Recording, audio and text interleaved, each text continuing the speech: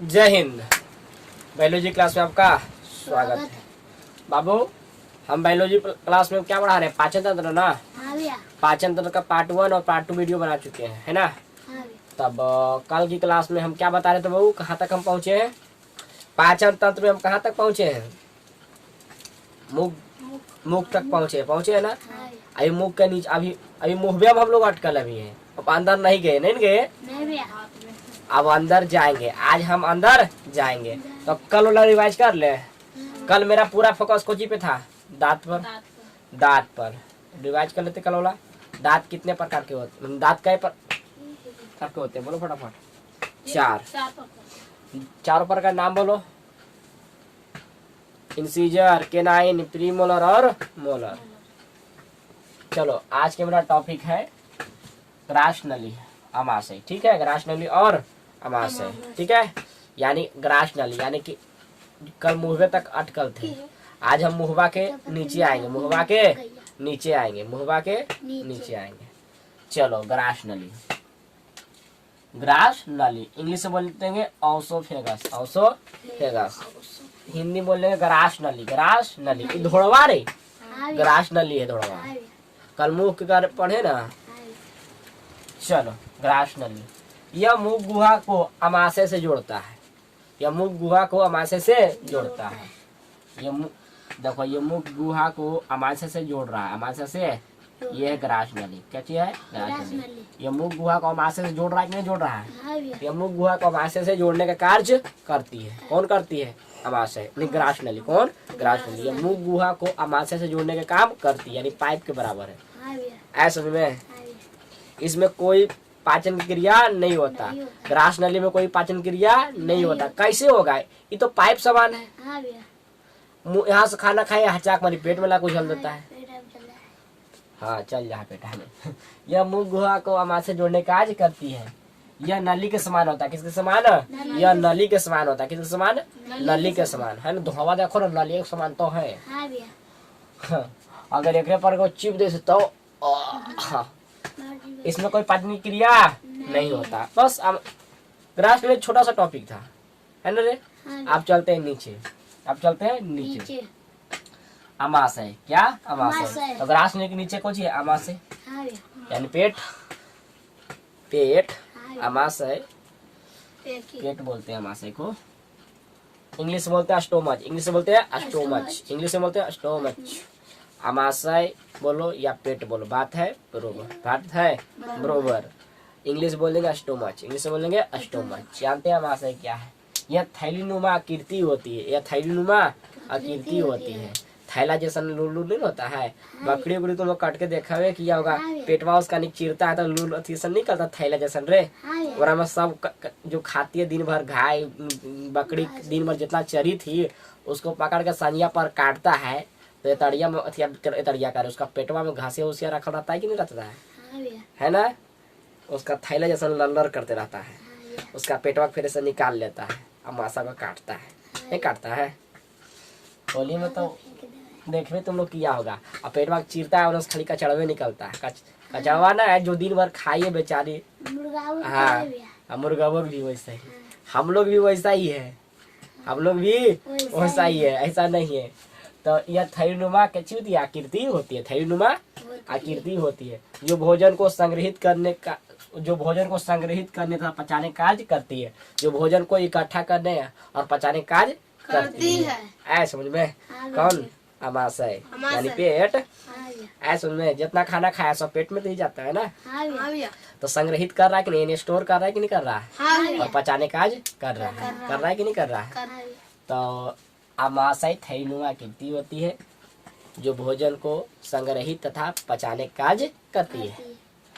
यह भोजन को लगभग 4 घंटे रोक करके रखती है। और अमाशय यानी पेट भोजन को लगभग कितना घंटा? 4 घंटा। तब ने बचपन में खाते थे 8 बजे और स्कूल में टिफिन मिलता था 1 बजे। ऐसे ही नहीं देता था। अब समझ में आया है कि नहीं? तो भोजन को कई घंटे रोक के रखती है? 4 घंटा। कौन रोक के रखती है? पेट बोलो चाहे अमाशय बोलो, बात है बराबर। ऐसा समझ में? तो लगभग कितना घंटा रोक के रखती है? 4 घंटा। लगभग 4 घंटा रोक के रखती है कौन? अमाशय। अमाशय को 3 भागों में बांटते हैं। अमाशय को 3 भागों में बांटते हैं। इधर समझ गए बउआ? अमाशय के आकार कैसा है? थाइलुनुमा है। कैसा है? थाइलुनुमा है, जो भोजन को संग्रहित तथा पचाने का कार्य करती है। ओके, यह भोजन को लगभग कितना घंटा रोक के रखती है बाबू? लगभग 4 घंटा। अमाशय को 3 भागों में बांटते हैं, यानी पेट को कई भागों में बांटते हैं? 3 भागों में। पेट को कई भागों में बांटते हैं? 3 भागों में। तो पेट को कई भागों में बांटते हैं? 3 भागों में। चलो तीनों का नाम जान लेते हैं।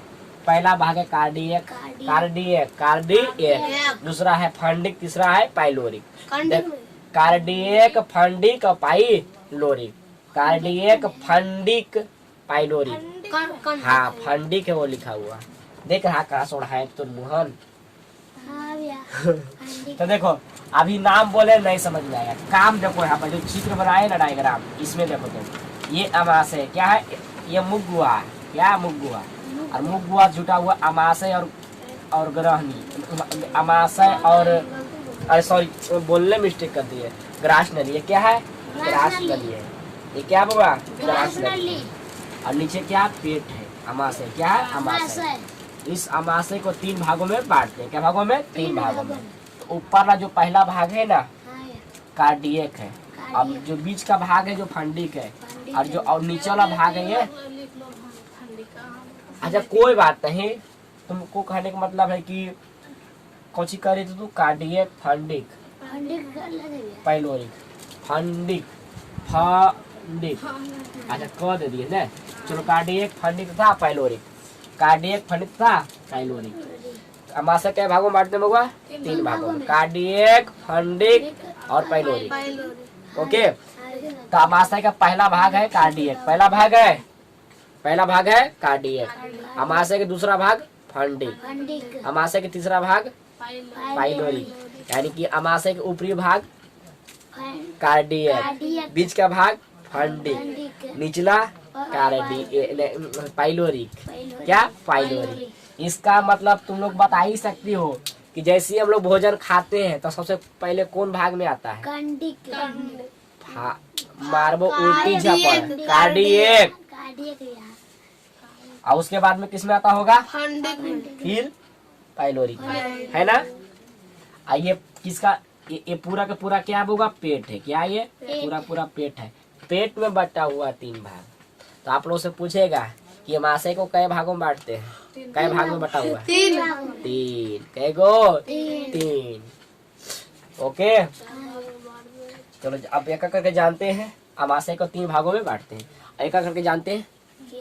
पहला जानते हैं कार्डियक। कार्डियक पहला भाग है कार्डियक। कार्डियक में हाइड्रोक्लोरिक एसिड निकलता है। हाइड्रोक्लोरिक एसिड, ये हाइड्रोक्लोरिक एसिड का सूत्र है, रासायनिक सूत्र है HCl। हाइड्रोक्लोरिक एसिड निकलता है कार्डियक से। हाइड्रोक्लोरिक एसिड निकलता है। हाइड्रोक्लोरिक एसिड निकलता है जो टाइलिन के प्रभाव को, जो टाइलिन एंजाइम के प्रभाव को समाप्त करता है। और टाइलिन एंजाइम बतेवे किए थे कि मुंह गुहा में लाल ग्रंथि से बनता है, टाइलिन निकलता है। टाइलिन एंजाइम बताइए थे नहीं। और टाइलिन एंजाइम क्या करता है होगा? बतेवे भी किए थे। टाइलिन एंजाइम क्या करता है? बोलो। टाइलिन और डाइस्टेज। टाइलिन अर्थ था डाइस्टेज। बोलो कुछ किया? कार्बोहाइड्रेट को भोजन थी, बोलो स्टार्च को किसमें बदल दिया? कार्बोहाइड्रेट में। और कौन कीटाणु को मार दिया था? कीटाणु कौन मार रहा था? कौन एंजाइम? बताए ना पार्ट 1 वीडियो में। कौन एंजाइम कीटाणु को मार रहा था? मुंह से कौन ग्रंथि निकली थी? कौन सा एंजाइम निकली थी लाल ग्रंथि से जो कीटाणु को मार रहा था? बोलो लाइसोसोम।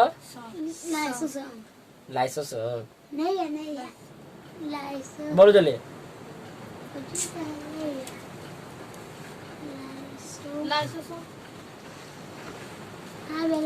बोलो जल्दी।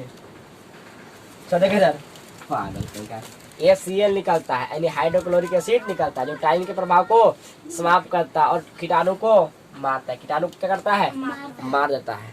अगर मुंह में अगर कीटाणु बढ़िया से नहीं मरा, मुंह में अगर कीटाणु बढ़िया से नहीं मरा, अब भूल चूक से वो अमाशय में आ गया, पेट में आ गया, तो पेट में क्या निकल रहा है बउआ, तब पेट में भूल चूक से आएगा तो पहला ही भाग में आएगा ना। अगर मान ले जाए खाना तुम खाए, उस खाना में कीटाणु था, खाना में कीटाणु था, और उस खाना के कीटाणु में अब वहाँ मुंह में नहीं मरा, मुंह में नहीं मरा, मुंह में जो एंजाइम निकल रहा है वो एंजाइम से नहीं मरा, और आ गया अमाशय में। अमाशय के पहले भाग में पहले आएगा ना, तो अमाशय के पहला भाग है कार्डियक, और कार्डियक में निकल रहा है हाइड्रोक्लोरिक एसिड, हाइड्रोक्लोरिक एसिड। आग हाइड्रोक्लोरिक एसिड निकल रहा है जो टाइम के प्रभाव को समाप्त कर रहा है। अगर आ गया तो कुछ करता है हाइड्रोक्लोरिक एसिड, कीटाणु को मार देता है और एंजाइम की क्रियाशीलता को बढ़ा देता है। कौन एंजाइम को क्रियाशीलता को कौन बढ़ा देता है, hydrochloric acid, hydrochloric acid enzyme की क्रियाशीलता को बढ़ा देता है। और हाइड्रोक्लोरिक एसिड की वजह से ही भोजन क्षारीय अम्लीय क्षारीय होते हैं, खट्टा जैसा लगता है रे। उल्टी जब तुम लोग करते हो, चाहे हम सब करते हैं, तो निमर से पेट में जेबो नहीं करता, उलटते हैं तो कैसा लगता है बउआ, खटाने जैसा लगता है ना। हाँ ऐसा लगता है, खटाने जैसा लगता है। चलो देखो क्यों लगता है बहू, क्योंकि उस खाना में हाइड्रोक्लोरिक एसिड मिल गया, हाइड्रोक्लोरिक एसिड मिल गया। जैसे हम खाना खाए पेट में गया तो पेट के पहले ही भाग में जाएगा ना, तो पेट में पहला भाग में जाएगा, तो पहला भाग में हाइड्रोक्लोरिक एसिड है, उसमें खाना जाता है मिल, खाना जाता है मिल। अगर बाई चांस हम लोग बकोड़ देते हैं, उलट देते हैं, खाना को बाहर निकालते हैं उल्टी करते समय, तो कैसा लगता है, खटैना जैसा लगता है ना, लगता है कैसा तो लग रहा है, कुल्ली करना फिर पड़ता है ना। तो खट्टा क्यों लगा, जब हम खाना खाए तो खाता नहीं था खाना, मेरा खाना अच्छा था, है कि नहीं, ताजा था, लेकिन आखिर उल्टी किया तो ऐसा क्यों लगा, क्यों इसलिए लगा क्योंकि पेट के पहला भाग कार्डियक में हाइड्रोक्लोरिक एसिड बनता है, उसी वजह से हो गया खट्टा, खाना हो गया खट्टा। ओके समझ में आया आप लोग को। चलो अब आगे चले, पहला भाग पड़ गया ना बउआ, अब आगे जानते हैं फंडिक, कौन सा होगा, फंडिक। दूसरा भाग है फंडिक ना, बीच का भाग है फंडिक, अमाशय के बीच का भाग है फंडिक, फंडिक फंडिक बीच का भाग है, फंडिक बीच का भाग है, अमाशय के बीच का भाग है, फंडिक अमाशय के। अगर आप लोग से पूछेगा कि अमाशय के 3 भागों में बांटा गया है, लेकिन बीच का भाग के नाम बताओ, तो बताओगे ना, फंडिक, कौन होगा, फंडिक। इसमें कांटेनुमा संरचना पाई जाती है, फंडिक में कांटेनुमा, कोशिनुमा होगा, कांटेनुमा संरचना पाई जाती है, फंडिक, फंडिक में कांटेनुमा संरचना पाई जाती है, कांटेनुमा संरचना पाई जाती है, कांटेनुमा संरचना पाई जाती है, जिसे रूजी कहते हैं, जिसे रूजी कहते हैं, कौन होगा, रूजी, जिसे कौन कहते हैं, रूजी कहते हैं। फंडिक में, फंडिक बीज का भाग होता है, फंडिक में कांटेनुमा, कोचिनुमा, कांटेनुमा संरचना पाई जाती है, जिसे कोजी कहते हैं, रूजी कहते हैं, इसे कोई कहते हैं, रूजी, जिसे कोई रूजी कहता है, रूजी खाली कहे हैं, रू और जी लोल कही का, जिसे रूजी कहते हैं, कुछ कहते हैं, रूजी कहते हैं, रूजी कहते हैं। यह भोजन को रोक कर, यह भोजन को रोक कर रखने का कार्य करती है। भोजन क्या करता है कि भोजन को जैसे कि भोजन हर समय तो इसी में नहीं रहेगा ना बाबू, कुछ देर के बाद इसमें आएगा ना बाबू, तो भोजन जब इसमें आता है तो भोजन ये कुछ देर तक रोक के रखता है, कौन, रूजी, रख करके रखता है।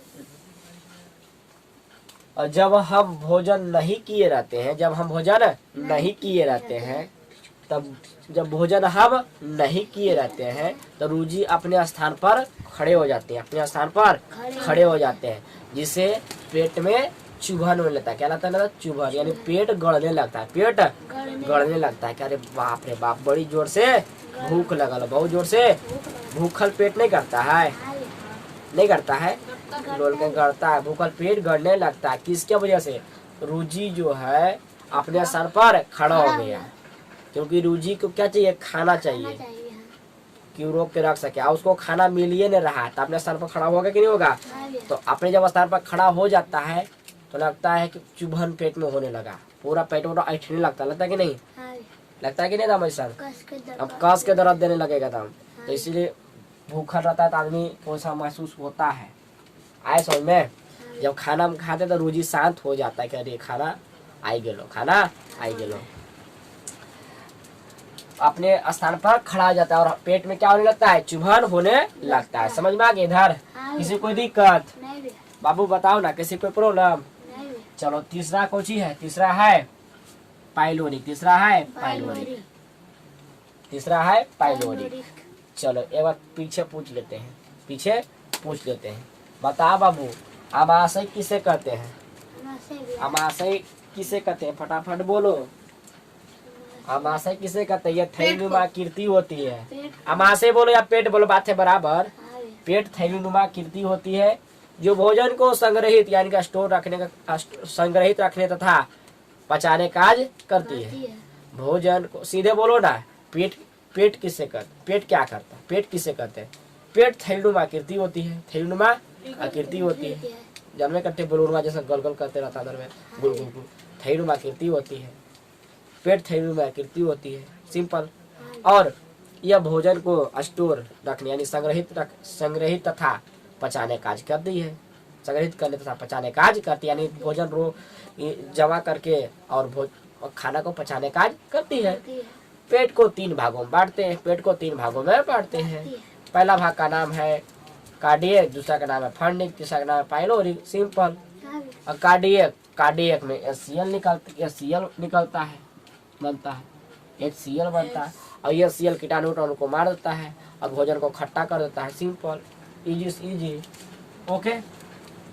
और एंजाइम की क्रियाशीलता को बढ़ा देता है, एंजाइम की क्रियाशीलता को बढ़ा देता है ताकि और जो हती हो खाना वाना जो खाते हैं उसको खट्टा कर सके, सिंपल।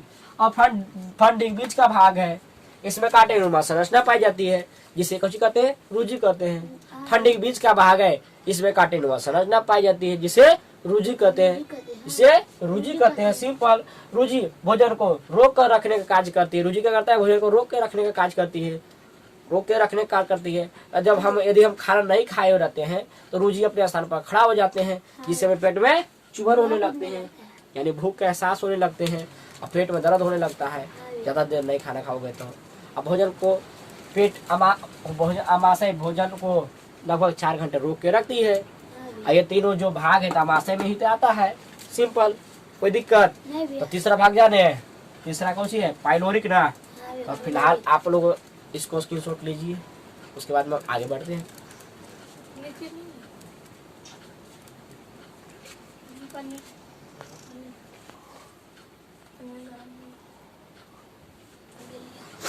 चलो लिखा गया, देखो इधर। चलो 2 भाग तो पढ़ लिए, तीसरा भाग क्या है, पाइलोरिक। जानते हैं पाइलोरिक के बारे में, ओके। चलो देखो, पाइलोरिक में जठर ग्रंथि पाई जाती है। पाइलोरिक में क्या पाई जाती है, जठर ग्रंथि पाई जाती है। फिर से चित्र बना लेते हैं। ये मुख गुहा है और ये ग्रास नली है, और नीचे में क्या हुआ, पेट, अमाशय। क्या है, अमाशय यानी पेट। ये तो छोटी और बड़ी बताएंगे कल, इसको पहले समझा लेते हैं। ये तो मुख गुहा है, छोटी और बड़ी, ये ग्रास नली है ना। आइए, अरे यार बाद में पढ़ाएंगे, पहले देख सही की बात पढ़ा दे। चलो देखो, आमाशय के भागों में बांटा गया है, 3 भागों के भागों में, 3 भागों, 1 2 3, 1 2 3 भागों में बांटा गया है। पहला भाग के नाम बोलो तो, बोलो फटाक।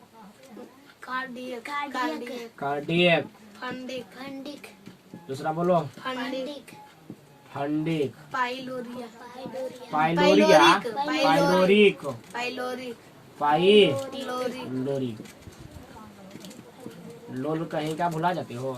तो कार्डियक, फंडिक तो पढ़ लिया, तीसरा है पाइलोरिक। तो पाइलोरिक में जानते हैं, पाइलोरिक में जठर ग्रंथि पाई जाती है। पाइलोरिक में जठर ग्रंथि पाई जाती है जिससे जठर रस निकलता है, जिससे कुछ निकलता है।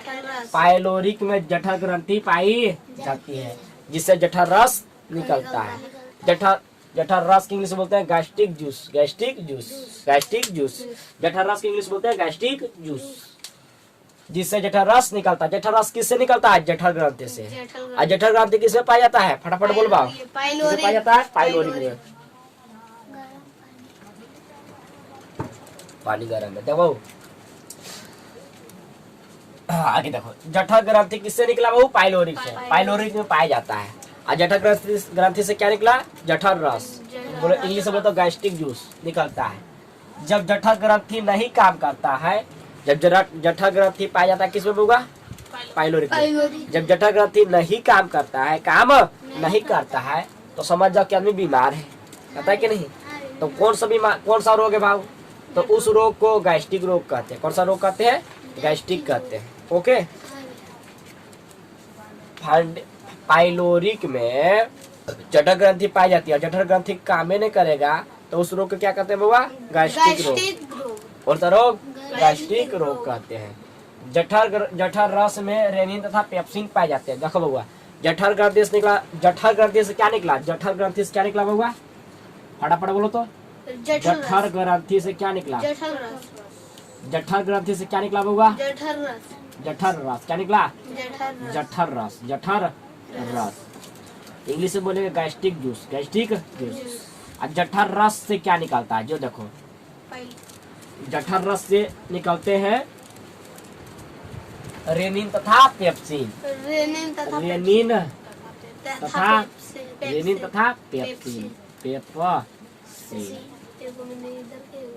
रेनिन तथा पेप्सिन किससे निकला?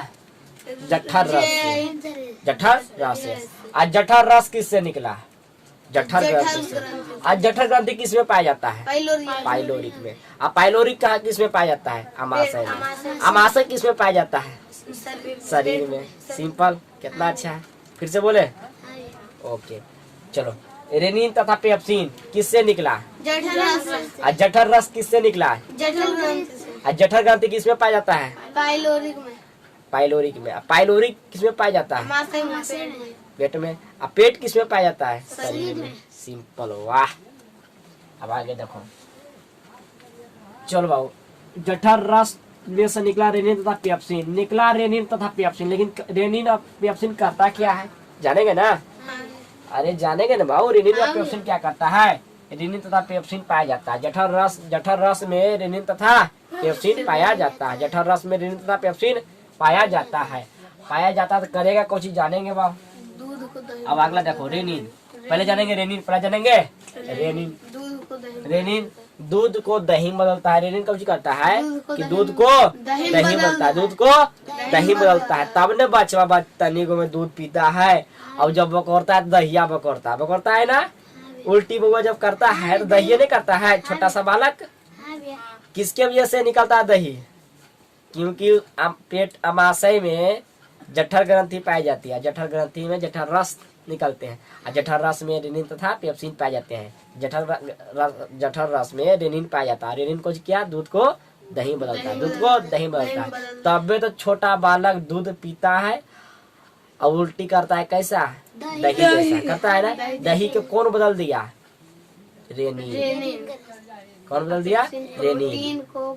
ओके, रेनिन क्या किया? दूध को दही में बदल दिया, अर्थात दूध को पचाता है, अर्थात दूध को पचाता है।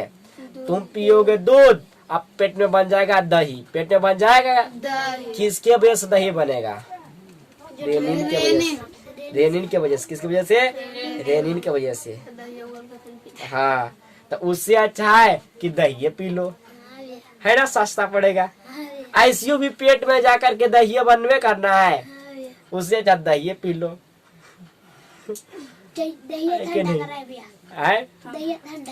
लेकिन पेट में दही बन रहा है, देख रहे हो?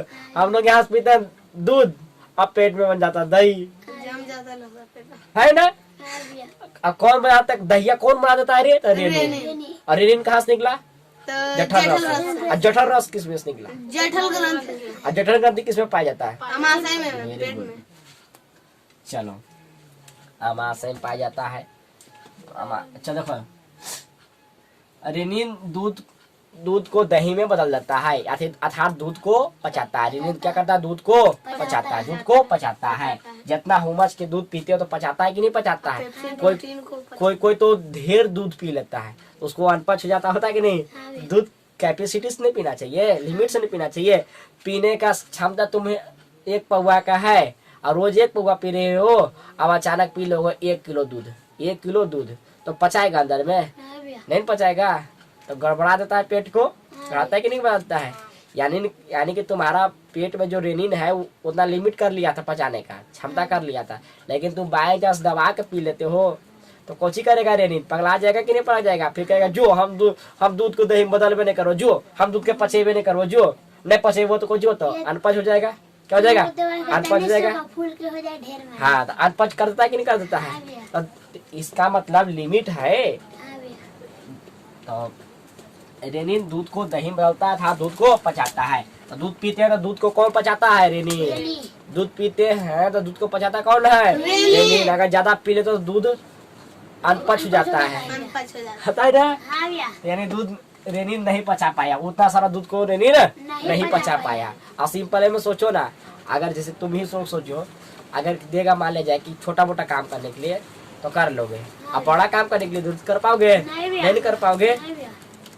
अगर इतना सुख भात खाने ले देगा, 1 थरिया दे दोगे तो खा लोगे, अगर 2-4 थरिया भात देगा तब नहीं खाओगे। क्यों? क्योंकि उतना आपको खाने का सामर्थ नहीं है।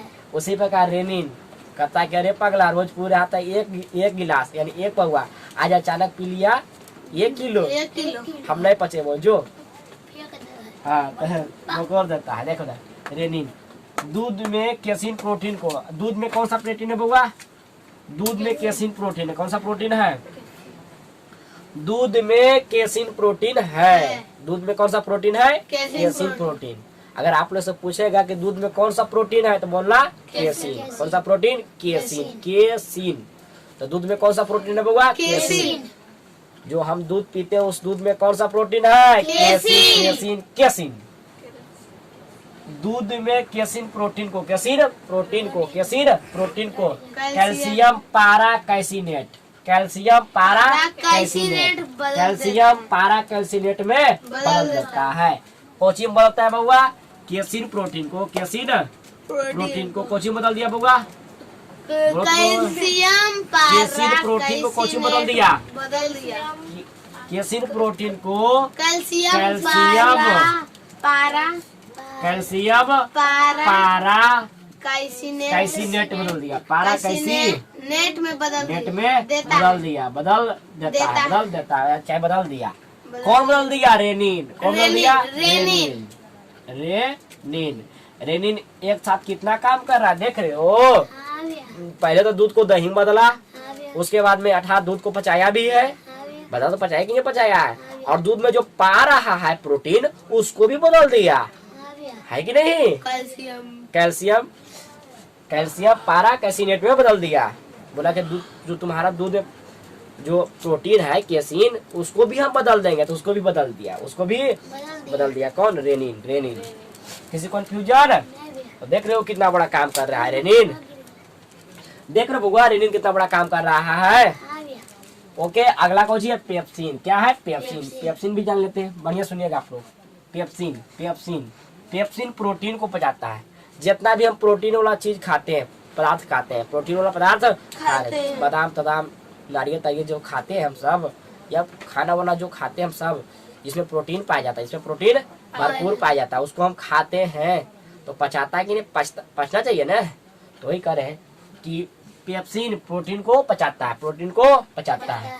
यह प्रोटीन को पेप्टोन में बदलता है, यह प्रोटीन को पेप्टोन में बदल देता है, पेप्टोन में बदल देता है, पेप्टोन में बदलता है। कौन बदलता है बाबा? फटाफट बोलो तो।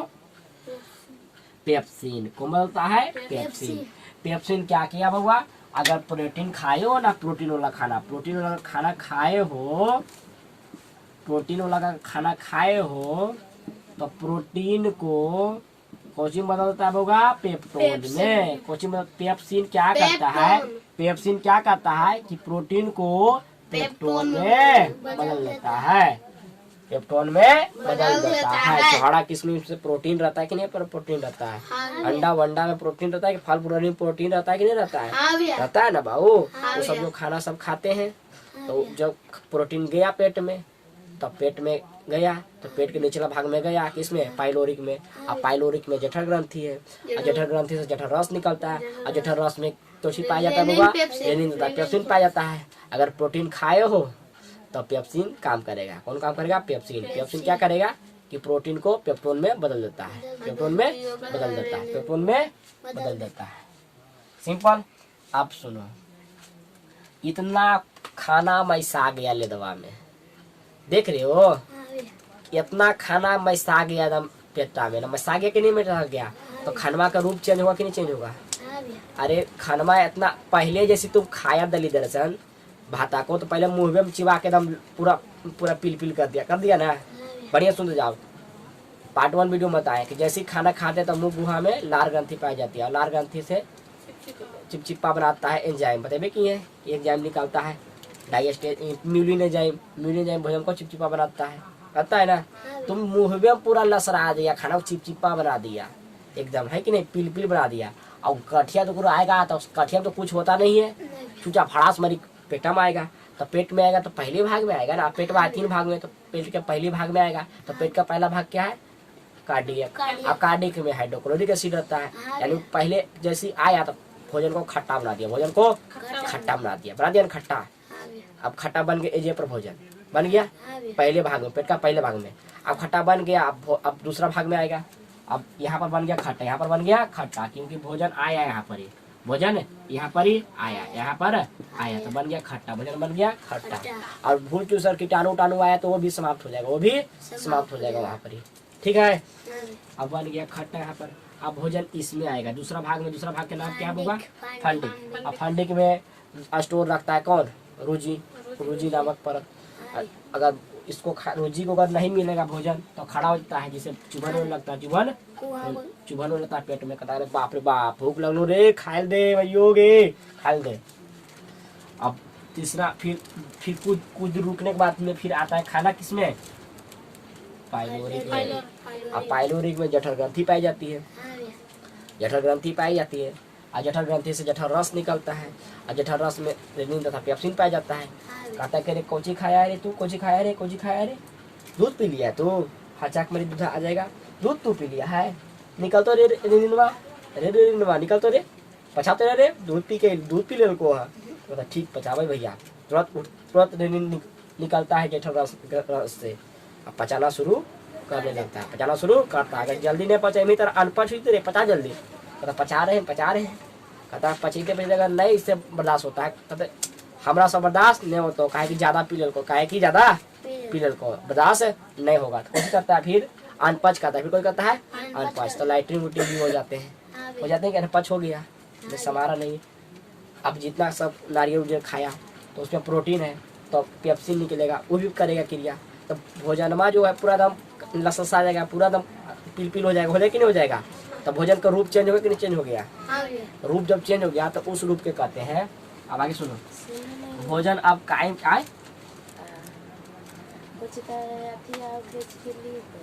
अच्छा रुको ना, भोजन अब कायम के रूप ले लेता है। भोजन अब किसका रूप लेता है? कायम का रूप लेता है। भोजन किसका रूप लेता है? कायम का। मतलब कि भोजन अभी छोटी हाथ में पहुंचा नहीं, यहीं तक आइबे किया, यहाँ तक अभी यहीं तक आइबे किया कि कायम के रूप ले लिया, कायम का रूप ले लिया। ओके, यानी कि भोजन यहीं तक आया, किसका रूप ले लिया? कायम का। अब भोजन प्रवेश करेगा किसमें? अब भोजन प्रवेश करेगा छोटी आंत में, करेगा छोटी आंत में, भोजन प्रवेश करेगा छोटी आंत में।